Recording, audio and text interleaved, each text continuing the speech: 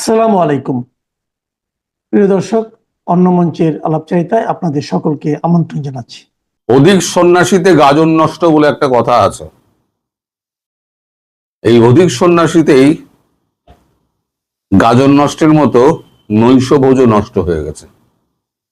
কারণ সবাই নৈশভোজের খবর করছেন, কিন্তু নৈশভোজ বাতিল হলো কেন?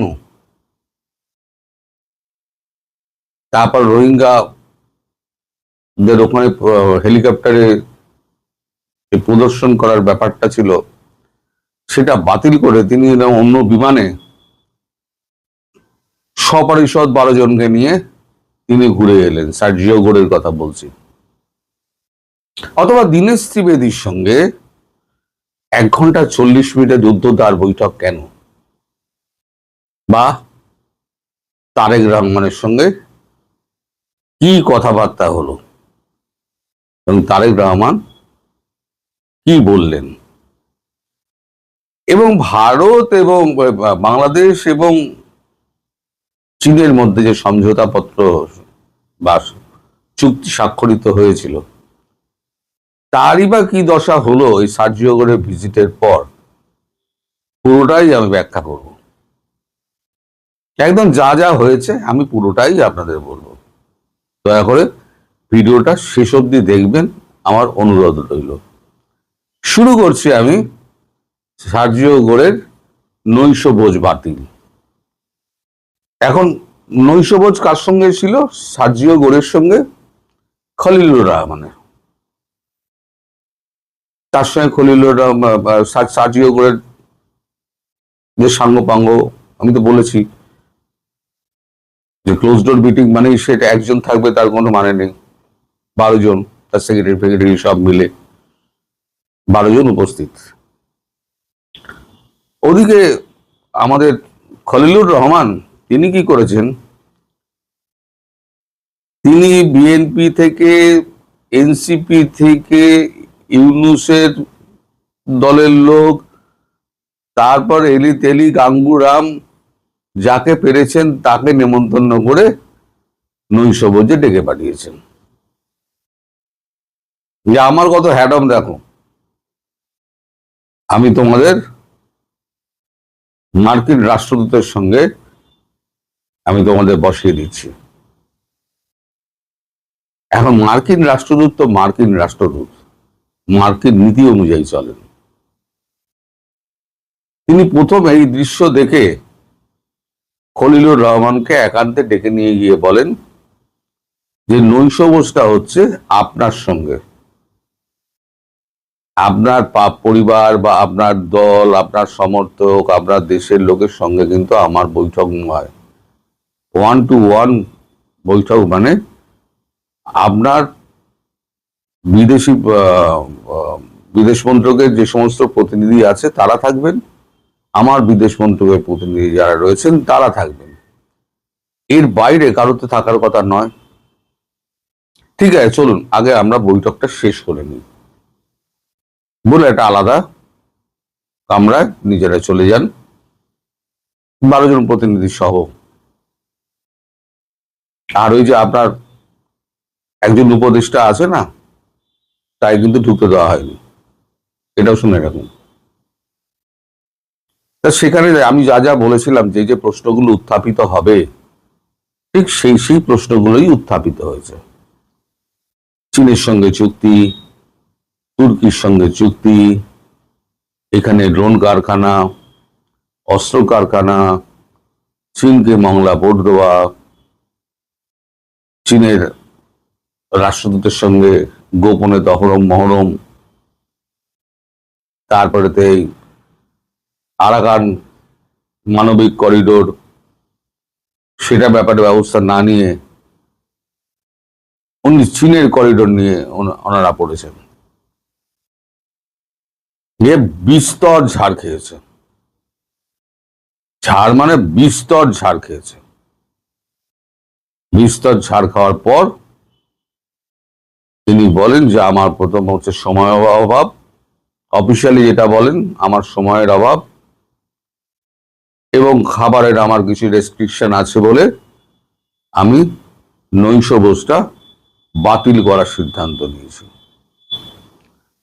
বলে উনি বেরিয়ে যান। এর পরবর্তী প্রতিক্রিয়া হচ্ছে খলিলুর রহমানের, যেটা আপনারা দেখেছেন। সবকিছুতেই না, আসলে হ্যাঁ বলার তো কোনো জায়গা নেই। উনি কি বলতে পারবেন যে আমার বলে বলে 6 মেরেছেন? পুরো বসিয়ে রেখে আক্ষরিক অর্থে যদি বলেন আপনি, ঠাস ঠাস করে চড়ানো, ঠাস ঠাস করে চড়িয়েছেন। এটা গেল প্রথম নিদর্শন। তারপর হচ্ছে আমাদের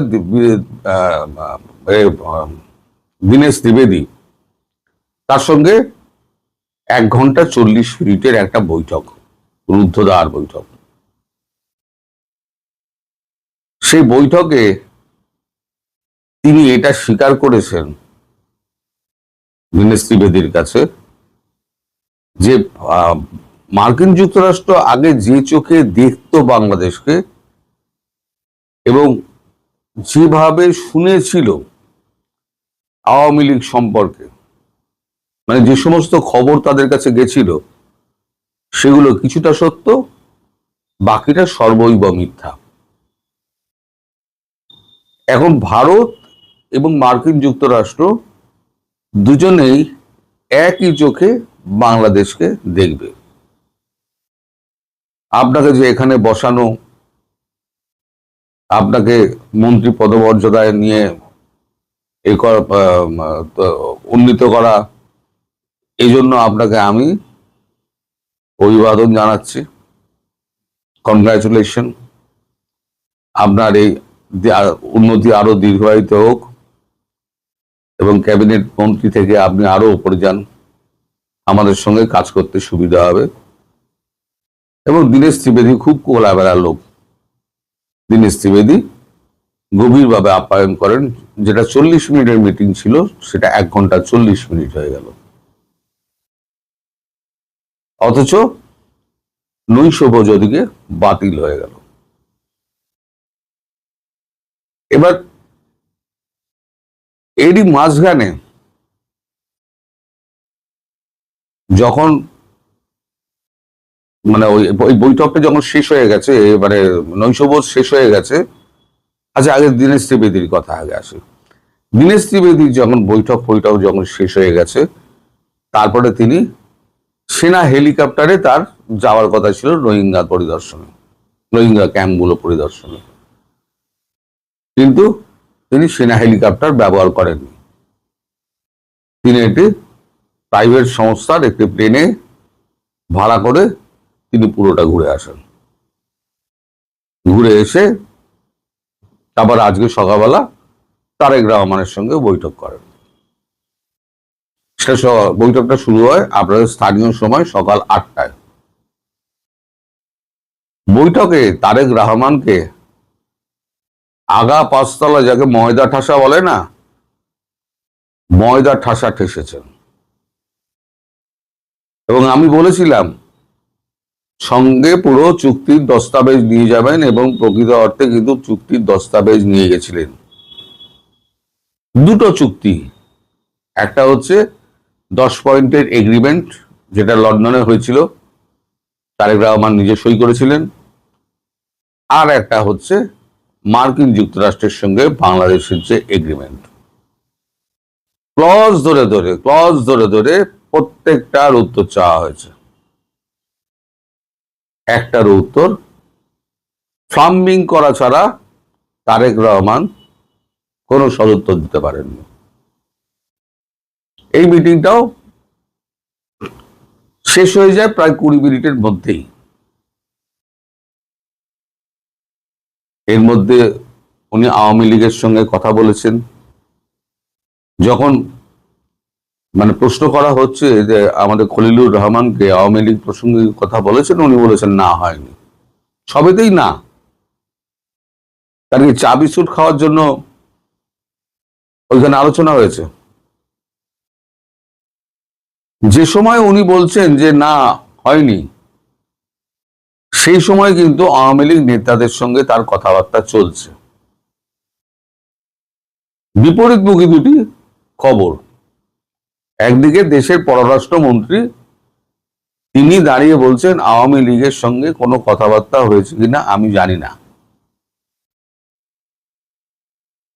আর অন্যদিকে সেই সময়ই ঘোর সময় ধরে সেই সময়ে কিন্তু আবার ওদিকে আওয়ামী লীগের সঙ্গে তার কথাবার্তা হচ্ছে। বিএনপি টিএনপি কারোর সঙ্গে তার কোনো কথাবার্তা কিছু হয়নি। তারেক রহমানের সঙ্গে মিটিং এর পর তিনি সোজা ফিরে আসেন হোটেলে। হোটেল থেকে কিছুটা সময় মানে বিশ্রাম নিয়ে ব্যাগপত্র গুছিয়ে আজকেই দিল্লির উদ্দেশ্যে ঢাকা ছাড়বেন বলে ঠিক হয়েছে। সময়টা কখন আমি জানি না। ফলে আপাতত যেটা দাঁড়ালো, সার্জিও গোরের এই যে সফর, সেই সফরকে ঘিরে যে উত্তেজনার আবহাওয়া ছিল সেটাই পুরো জল ঢাললো, এবং চীনের সঙ্গে যে সমঝোতাপত্র এবং চুক্তিগুলো হয়েছিল সেগুলো সমস্ত ঠান্ডা করে ঢুকে গেল। এটা হবেই, এটা জানতেন তারেক রহমান সরকার, এবং তার জন্যই কিন্তু এই যে চীনা রাষ্ট্রদূত তিনি যে বারবার অ্যাপয়েন্টমেন্ট চাইছিলেন এবং বাংলাদেশ সরকার তার অ্যাপয়েন্টমেন্ট ফিক্স আপ করছিল না, সেটা কিন্তু এই জন্য। অর্থাৎ চীন ঠান্ডা ঘরে, ভারত এবং মার্কিন যুক্তরাষ্ট্র এক প্ল্যাটফর্মে। আমি অনেকদিন আগে আপনাদের বলেছিলাম ওভারল্যাপিং পদ্ধতিতে কাজ হবে, মনে করে দেখুন, আপনারা তো ভুলে যান। ওভারল্যাপিং পদ্ধতিতে কাজ হবে বলে একটা আমি কপি করেছিলাম বহুদিন আগে।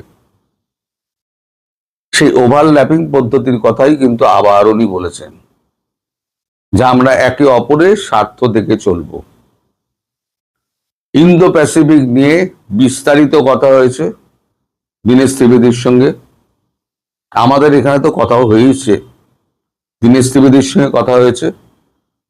আর এই ইন্দো প্যাসিফিক নিয়ে বিস্তর ঝাড় খেয়েছে তারেক রহমান এবং খলিলুর রহমান দুজনে, যার জন্য এখন খলিলুর রহমান এবং তারেক রহমান তাদের দেখবেন খুব বিষণ্ণ, তারা হতাশ এবং তারা বেঁকে গেছেন আর কি। এবার বুঝে গেছেন, পরিষ্কার বুঝে গেছেন মার্কিন যুক্তরাষ্ট্র হাত ছেড়ে দিল।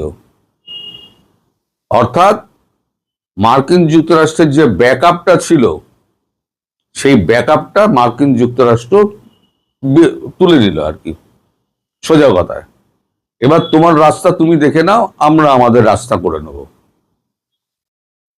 ফলে আমি যে বলছিলাম না আপনাদেরকে খুব সেপ্টেম্বর অব্দি এগোবে না, তার আগেই শেখ হাসিনা বাংলাদেশে ঢুকে পড়বেন। সেই এই মিটিংটার পরে এবার কি আপনার মনে হচ্ছে না যে 7-10 দিন বাদে সরকারের কি অবস্থা হবে? এবং আমি আর একটা কথা বলেছিলাম যে শেখ হাসিনা ঢোকার 4 থেকে 6 মাসের মধ্যে সরকার পড়ে যাবে। এখন যে অবস্থা শোনা যাচ্ছে, জামায়াত এবং এনসিপি যদি পদত্যাগ করে তাহলে সরকার তো সংকটে, সরকার তো পড়ে যাবে। কি হবে এখন খুব একটা ইন্টারেস্টিং পর্যায়ে পৌঁছে গেছে।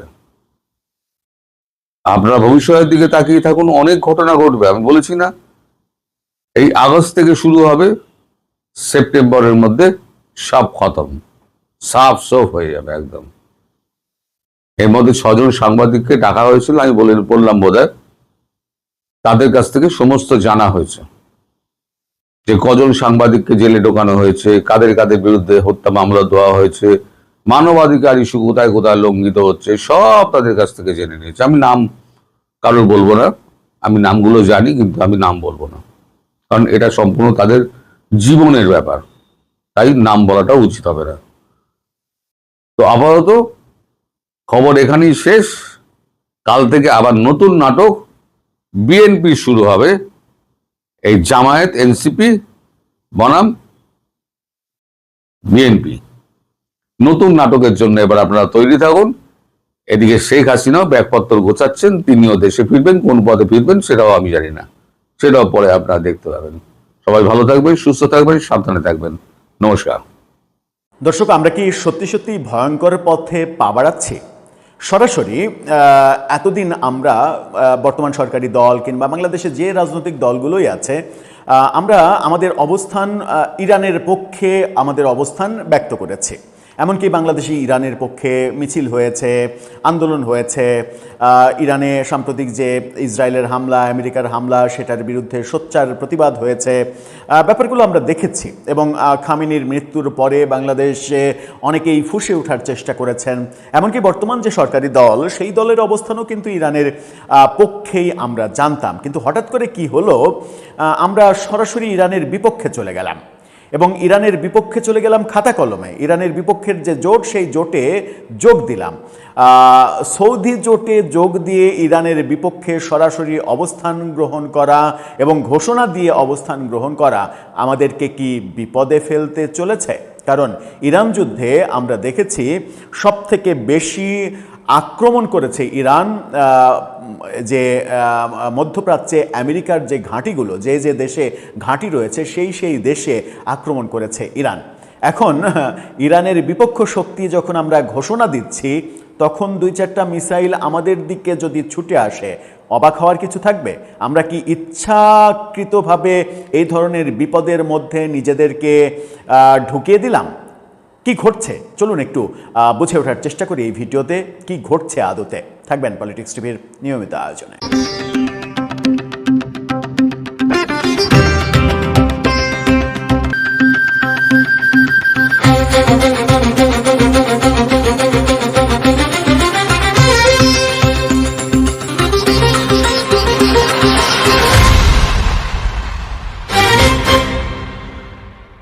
দর্শক, বলছিলাম সরাসরি আমরা ইরানের বিপক্ষে চলে গেলাম কিনা।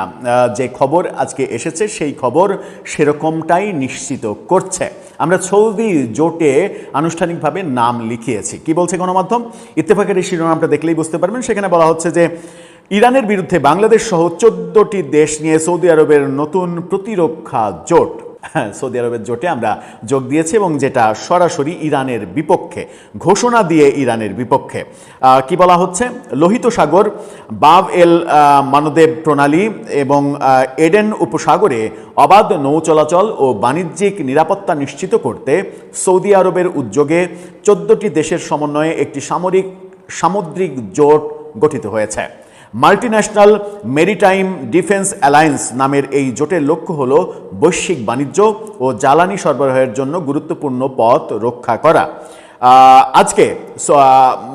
আজকে না, আসলে গতকালকে ঘটনাটা ঘটেছে। সৌদি প্রতিরক্ষা মন্ত্রণালয়ের এক বিবৃতিতে আল জাজিরা এই তথ্যটা নিশ্চিত করেছে আজকে। যুক্তরাষ্ট্র এবং ইরানের মধ্যে চলমান সংঘাতের কারণে হরমুজ প্রণালী কার্যত বন্ধ হয়ে যাওয়ায় বিশ্ব অর্থনীতি চাপে পড়েছে।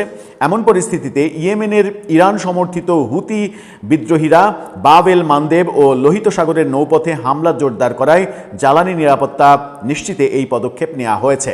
51টি দেশকে আমন্ত্রণ জানানো হলেও বৈঠকে ইউরোপীয় ইউনিয়ন প্রতিনিধি সহ 43টি দেশের প্রতিনিধিরা অংশগ্রহণই করেনি। যেখানে ইউরোপীয় ইউনিয়নের দেশগুলো অংশগ্রহণ করেনি, 43 দেশই অংশগ্রহণ করেনি, সেখানে বাংলাদেশ অংশগ্রহণ করেছে। এটাও আমেরিকার খেল বলেই মনে হচ্ছে। যখন সার্জিও গোর বাংলাদেশে অবস্থান করছেন তখন এই ঘটনা ঘটল। আমরা সৌদি জোটে যোগ দিলাম এবং যেটা সরাসরি ইরানের বিরুদ্ধে জোট। সৌদি আরব ছাড়াও এই জোটে স্বাক্ষর করেছে তুরস্ক, কুয়েত, বাহরাইন, কাতার, জর্ডান, মিশর, Pakistan, Djibouti, Somalia, Bangladesh, Yemen, Sudan এবং কমোরোজ। এই যে দেশগুলোর মধ্যে অনেক দেশে এরই মাঝে ইরান হামলা করেছে। তবে সংযুক্ত আরব আমিরাত ও ওমান এতে স্বাক্ষর করেনি। আমিরাত, ওমান স্বাক্ষর করেনি, যারাও ইরানের, আমিরাত তো একেবারে ধ্বংসযজ্ঞে পরিণত হয়েছে ইরানের হামলায়, তারা কিন্তু এই জোটে আসেনি। সৌদি আরবকে এই জোটের প্রতিষ্ঠাতা সদস্য ও সদর দপ্তর হিসেবে ঘোষণা করা হলেও এর সুনির্দিষ্ট স্থান জানানো হয়নি। জোটটির পক্ষ থেকে জানানো হয় যে এটি সম্পূর্ণ প্রতিরক্ষামূলক এবং কারো বিরুদ্ধে লক্ষ্যবস্তু হিসেবে গঠিত হয়নি। নতুন গঠিত এই জোটের সদস্যরা গোয়েন্দা তথ্য বিনিময়, যৌথ সামরিক মহড়া ও সামুদ্রিক পরিকল্পনা পরিচালনা করবে। সামরিক মহড়াও করবে যৌথ।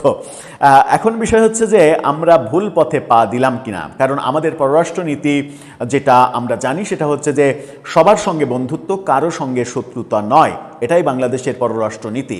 সেই পররাষ্ট্রনীতিকে আমরা ভেঙে ফেলতে চাইছি।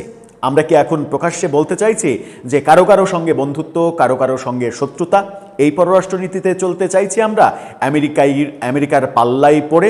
যদি সেটাই আমরা করে ফেলি, তাহলে আমাদের সামনে বোধহয় বড় ধরনের বিপদ অপেক্ষা করছে।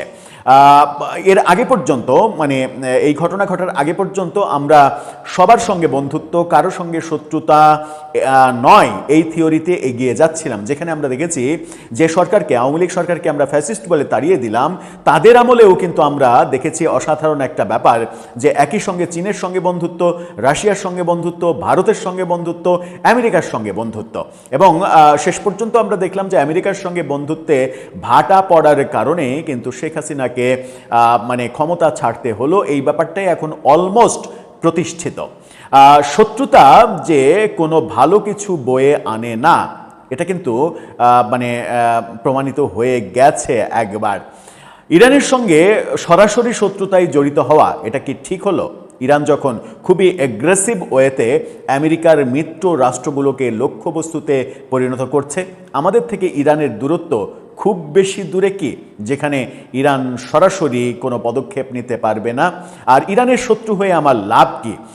সৌদি এই জোটে গিয়ে আমার লাভ কি? সেই ইকুয়েশন নিশ্চয়ই সরকার করেছে। নিশ্চয়ই সরকার এটা কনফার্ম হয়েছে যে এই জোটে গেলে ইরান আমাদের উপরে কোনো ধরনের রাগ করবে না। সৌদি জোটে যখন আমরা যাচ্ছি ইরানের বিপক্ষ শক্তি হয়ে, যে শক্তির পেছনে মহাশক্তি হিসেবে পর্দার আড়ালে খেলা দেখাচ্ছে আমেরিকা, সেটা কি ব্যাপারটা কি এরকম আর সংজ্ঞা থাকলো যে আমরা মুসলিম দেশ, ইরান মুসলিম দেশ, মুসলিম দেশের জন্য প্রয়োজনে জীবন দেব, এই যে থিওরি বাংলাদেশের রাজনীতিবিদদের মুখে আমরা বারবার শুনি, সেটা কি থাকলো? আমার মনে হয় থাকলো না। এবং বিপদ ঘনিয়ে আসলেও অবাক হওয়ার কিছু থাকবে না। প্রত্যাশা যে সরকার ভালো কিছুর জন্যই হয়তো সিদ্ধান্ত নিয়েছে, সেটা ভালোর দিকে গড়াক। খারাপের দিকে গড়ালে আমরাও ওই রাতের আধারে ঘরের ছাদে গিয়ে আকাশের দিকে তাকিয়ে থাকতে বাধ্য হব, কখন না কিছু একটা উড়ে আসে। দর্শক, আপনার মন্তব্য এ ব্যাপারে জানিয়ে লিখতে পারেন আমাদের কমেন্ট বক্স।